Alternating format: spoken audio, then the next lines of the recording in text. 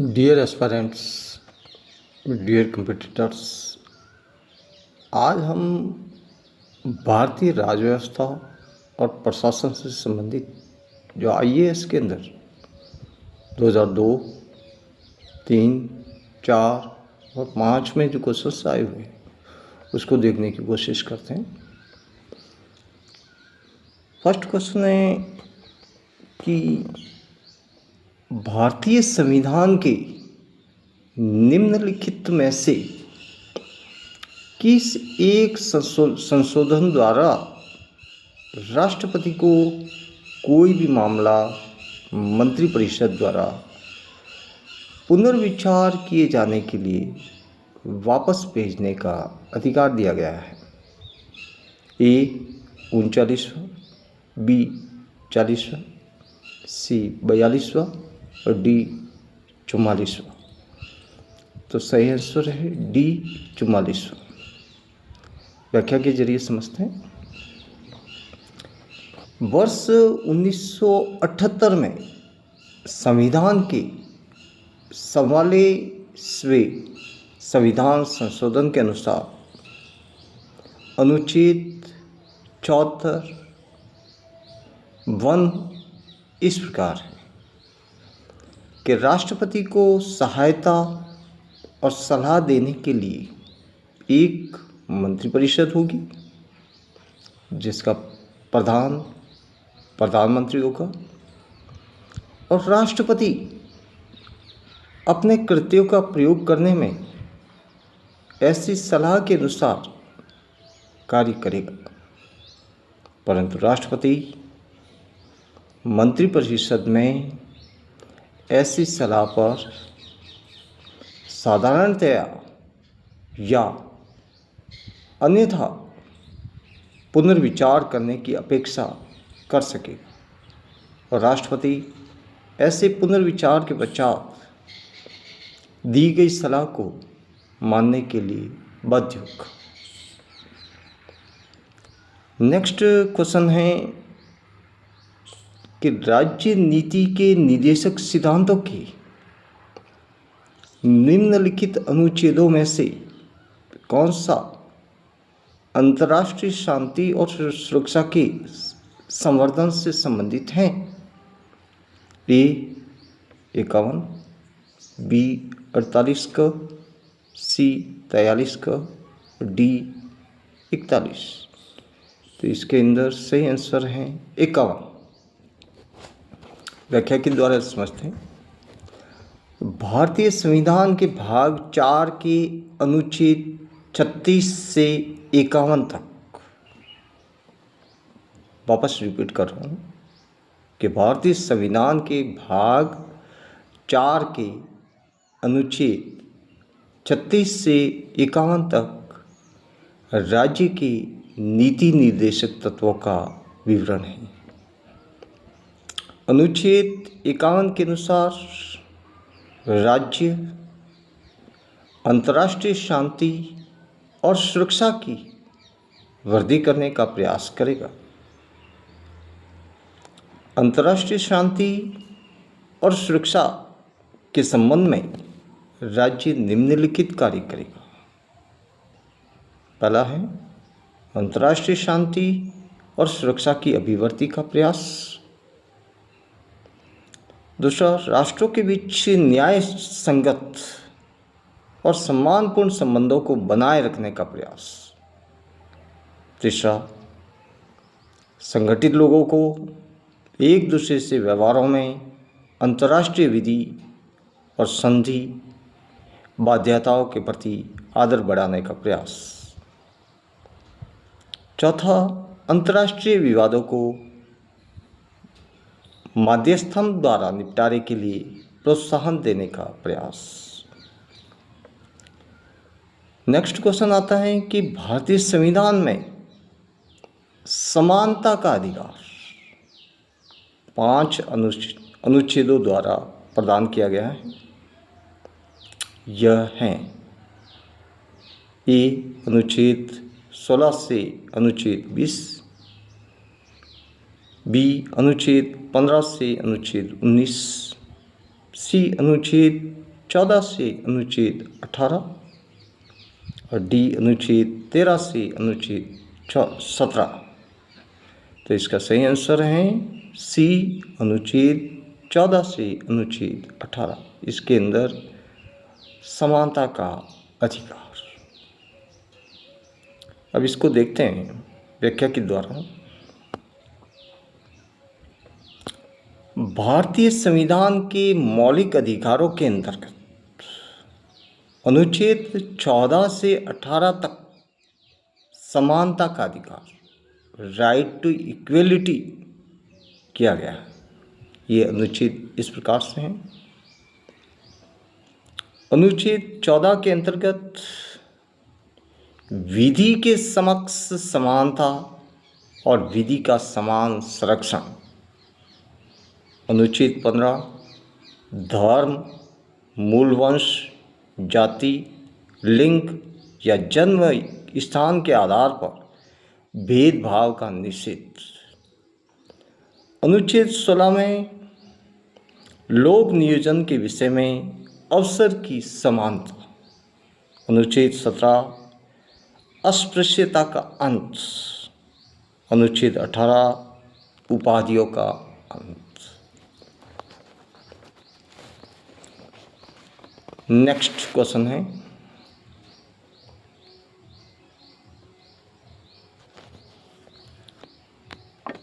लोकसभा का कार्यकाल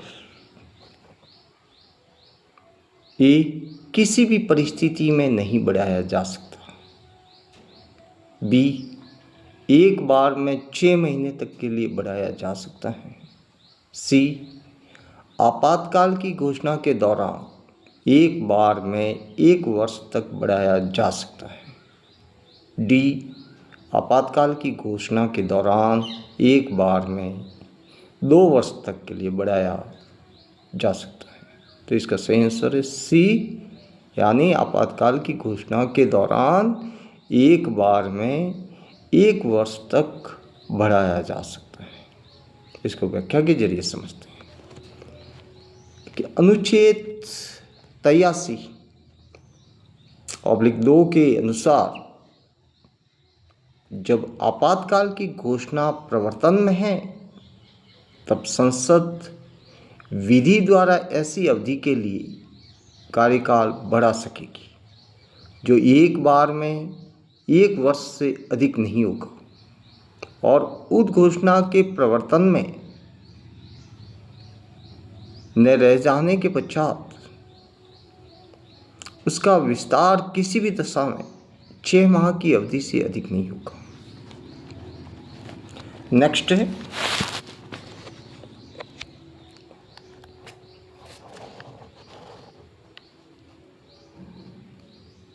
अंडमान और निकोबार द्वीप पर निम्नलिखित उच्च न्यायालयों में से किस एक का क्षेत्राधिकार है? ए आंध्र प्रदेश, बी कलकत्ता, सी मद्रास और डी उड़ीसा। तो इसका सही आंसर है कलकत्ता, बी। इसको व्याख्या के जरिए समझते हैं कि संविधान के अनुच्छेद 214 के अनुसार प्रत्येक राज्य के लिए एक उच्च न्यायालय यानी हाई कोर्ट होगा, लेकिन संसद विधि द्वारा 2 या 2 से अधिक राज्यों के लिए अथवा 2 या 2 से अधिक राज्यों और किसी संघ राज्य क्षेत्र के लिए एक ही उच्च न्यायालय स्थापित कर सकते हैं। वर्तमान समय में पंजाब तथा हरियाणा के लिए एक ही उच्च न्यायालय है और असम, नागालैंड, मिजोरम और अरुणाचल प्रदेश के लिए एक उच्च न्यायालय है।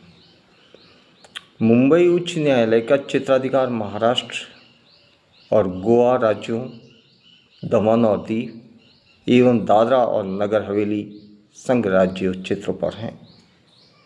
इसी प्रकार कलकत्ता उच्च न्यायालय का क्षेत्राधिकार अंडमान और निकोबार द्वीप समूह, मद्रास उच्च न्यायालय का क्षेत्राधिकार पांडिचेरी तथा केरल उच्च न्यायालय का क्षेत्राधिकार लक्षद्वीप संघ राज्य क्षेत्र पर है। 7 संघ शासित राज्यों में केवल राष्ट्रीय राजधानी के क्षेत्र दिल्ली में ही उच्च न्यायालय है। इस समय भारत में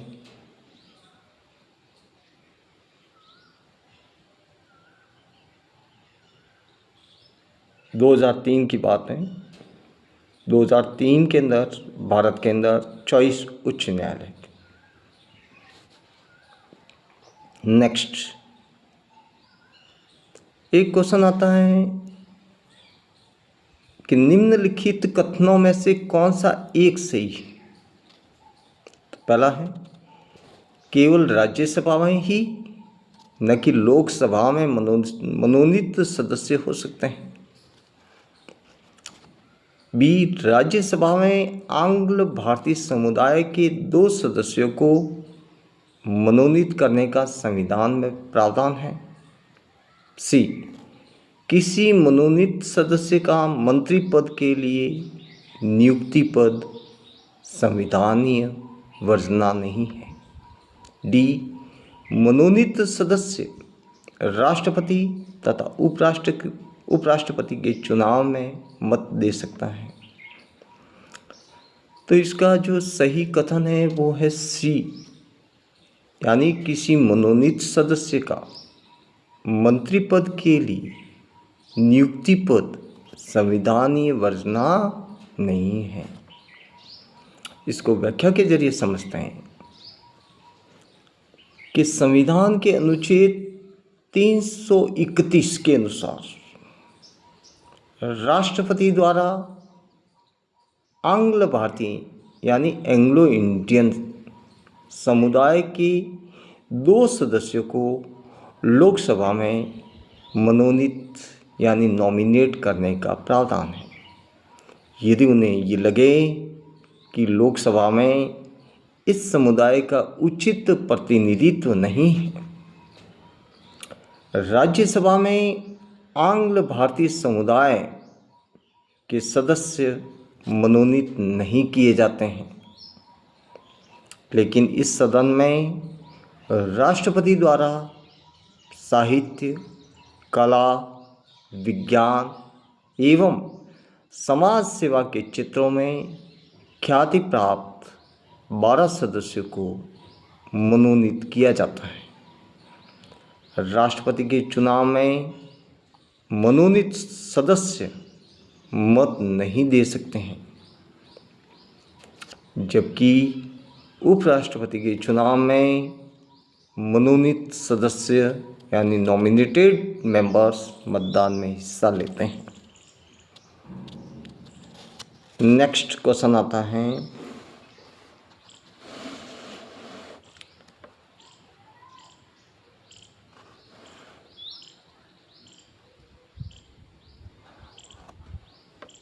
संविधान का 93वां संशोधन संबंधित है। ठीक है, तो इसका संबंध आपको बता दूं कि सरकारी नौकरियों में पिछड़े वर्गों के लिए आरक्षण जारी रखने से, इसको व्याख्या के जरिए समझते हैं कि 20 जनवरी 2006 को 93वें संविधान संशोधन द्वारा, वापस सुन लें, 20 जनवरी 2006 को 93वें संविधान संशोधन द्वारा पिछड़े वर्गों के लिए सरकारी और निजी क्षेत्र दोनों में नौकरी में आरक्षण प्रदान किया गया है। नेक्स्ट क्वेश्चन,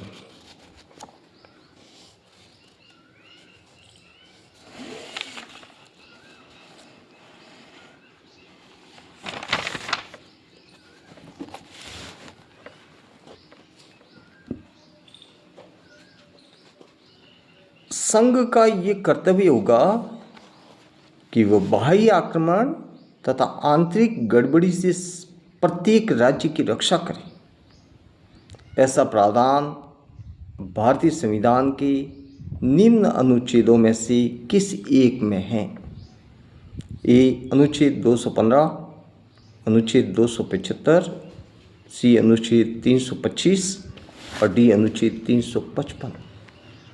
तो इसका सही आंसर है डी अनुच्छेद 355। संविधान के अनुच्छेद 355 में बाह्य आक्रमण और आंतरिक अशांति इंटरनल डिस्टरबेंस में राज्य की सुरक्षा करने का संघ का कर्तव्य है। इस अनुच्छेद के अनुसार संघ का ये कर्तव्य होगा कि वह बाह्य आक्रमण और आंतरिक अशांति से प्रत्येक राज्य की सुरक्षा करें और प्रत्येक राज्य की सरकार को इस संविधान के उपबंधों के अनुसार चलाया जाना सुनिश्चित करें।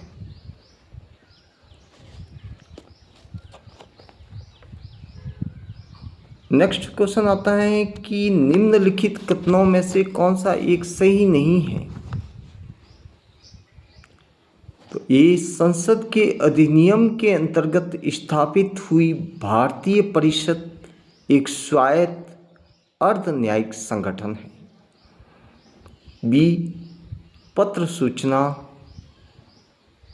कार्यालय सूचना माध्यमों से जुड़े लोगों को मान्यता प्रदान करता है ताकि उन्हें सरकारी सूत्रों से आसानी से सूचना प्राप्त हो सके।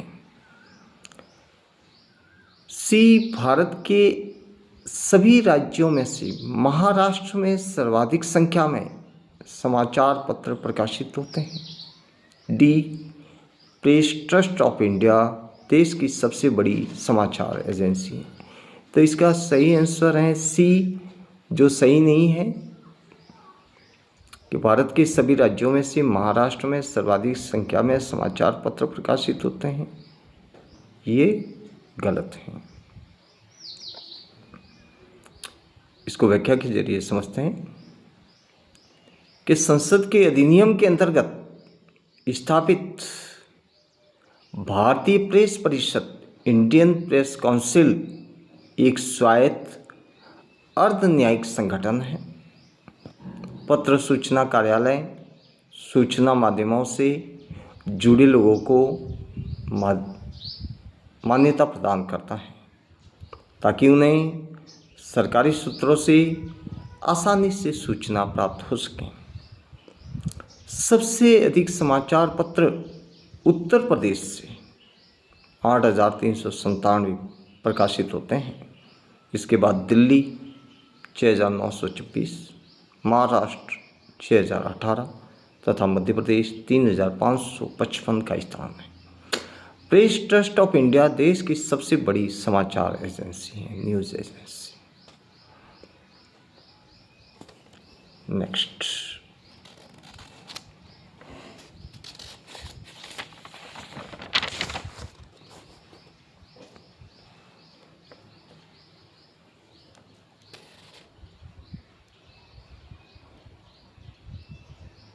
भारत के उपराष्ट्रपति को पदच्युत रिमूव करने का संकल्प निम्नलिखित में से कहाँ प्रस्तावित किया जा सकता है।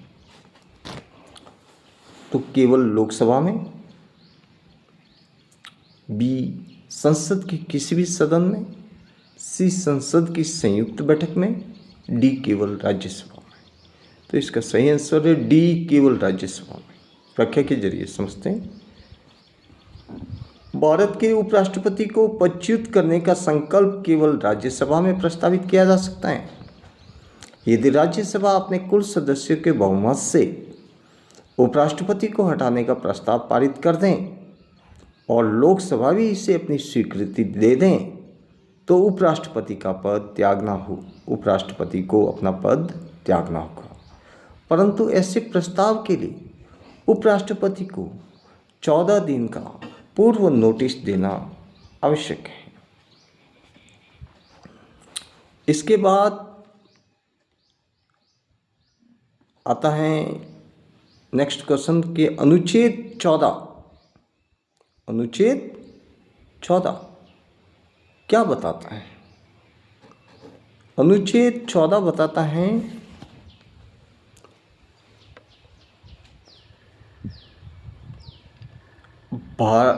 राज्य या भारत के राज्य क्षेत्र में किसी व्यक्ति को विधि के समक्ष समता से या विधियों के समान संरक्षण से वंचित नहीं करेगा। इसके बाद में आता है अनुच्छेद 15।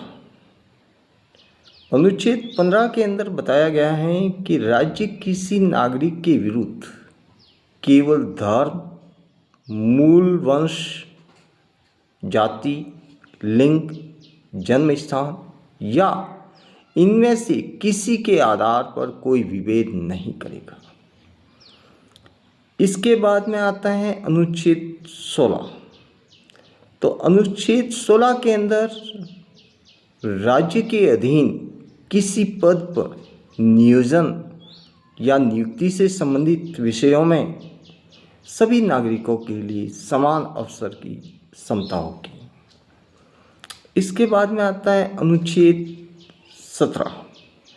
तो अनुच्छेद 17 इसके अंदर बताया गया है अस्पृश्यता का अंत और उसका किसी भी रूप में आचरण निषिद्ध किया गया है। ये समानता के अधिकार। नेक्स्ट,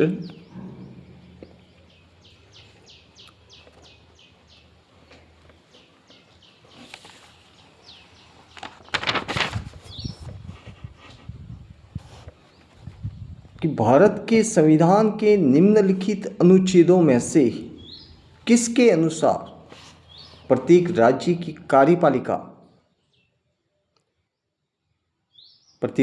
कार्यपालिका शक्ति का इस प्रकार प्रयोग किया जाएगा जिससे संघ की कार्यपालिका शक्ति के प्रयोग में कोई अड़चन न हो या उस पर कोई प्रतिकूल प्रभाव न पड़े। तो ए अनुच्छेद 257, बी अनुच्छेद 258, सी अनुच्छेद 355 और डी अनुच्छेद 356। तो इसका सही आंसर है ए अनुच्छेद 257। इसके अंदर व्याख्या के जरिए समझते हैं कि अनुच्छेद 257 क्या कह रहा है। संविधान के अनुच्छेद 257/1 के अनुसार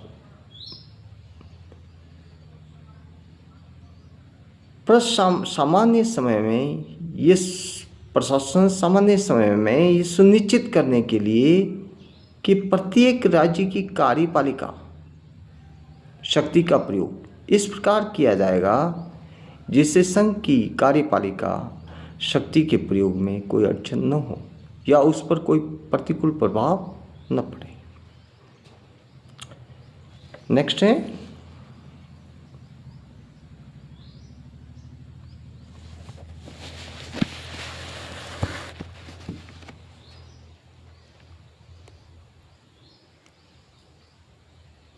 निम्नलिखित में से कौन लोकसभा के अध्यक्ष कभी नहीं रहे।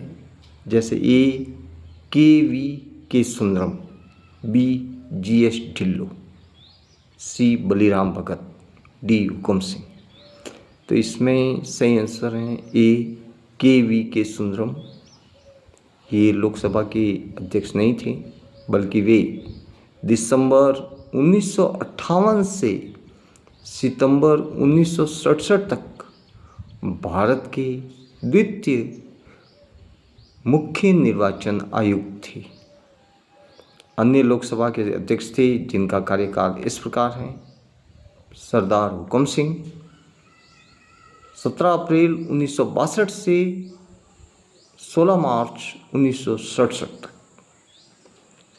GS ढिल्लो 8 अगस्त 1967 से 17 मार्च 1971 एवं 22 मार्च 1971 से 1 दिसंबर 1975 तक।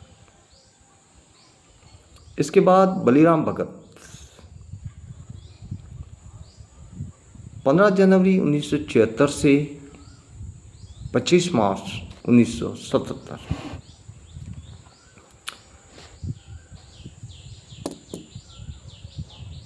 राष्ट्रीय मानव अधिकार आयोग नेशनल ह्यूमन राइट कमीशन के अधिनियम 1993 के अनुसार निम्नलिखित में से कौन इस आयोग का अध्यक्ष बन सकता है। ह्यूमन राइट कमीशन है उसका चेयरपर्सन कौन बन सकता है? तो इसके लिए दिया हुआ है ए, उच्चतम न्यायालय का कोई सेवारत न्यायाधीश। उच्च न्यायालय का कोई सेवारत न्यायाधीश। सी, केवल भारत के सेवानिवृत्त मुख्य न्यायाधीश। डी, केवल उच्च न्यायालय के सेवानिवृत्त मुख्य न्यायमूर्ति।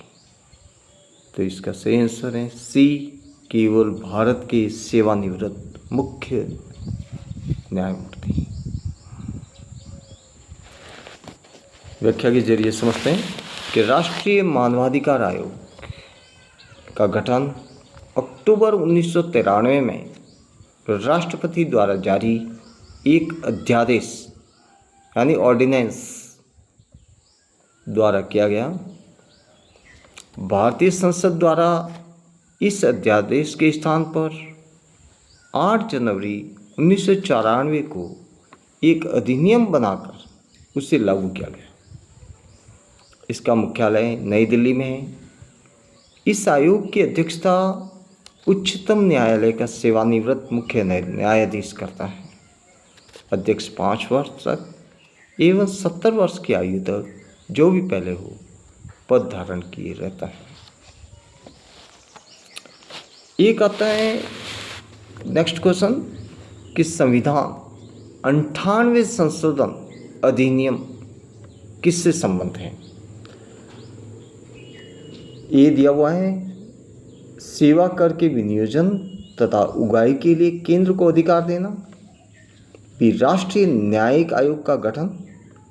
सी, जनगणना 2001 के आधार पर निर्वाचन क्षेत्रों का पुनः समायोजन। और डी, राज्यों के बीच नई सीमाओं का सीमांकन। तो इसका सही आंसर है बी, राष्ट्रीय न्यायिक आयोग का गठन। व्याख्या के जरिए समझते हैं 98वें संविधान संशोधन अधिनियम को संसद ने पारित कर एक राष्ट्रीय न्यायिक आयोग का गठन किया। नेक्स्ट आता है निम्नलिखित कथनों पर विचार कीजिए। अनुच्छेद 301 के संपत्ति के अधिकार से संबंध है। दूसरा, संपत्ति का अधिकार एक विधिक अधिकार है किंतु ये मूल अधिकार नहीं। तीसरा, भारत के संविधान में अनुच्छेद 300A उस समय केंद्र में कांग्रेस सरकार द्वारा 44वें संविधान संशोधन से अंत स्थापित किया गया। तो उपरोक्त कथनों में से जो कथन सही है वो है ए, यानी अनुच्छेद 301 संपत्ति के अधिकार से संबंध है। व्याख्या 44वें संविधान संशोधन अधिनियम के अनुसार अनुच्छेद 31 में उल्लिखित संपत्ति के अधिकार का विलोपन कर उसे 300A में अंत स्थापित कर विधिक अधिकार लीगल राइट की श्रेणी में रखा गया। नेक्स्ट क्वेश्चंस आगे देखेंगे। If you want and if you are interested to join the class you can call me. Thank you.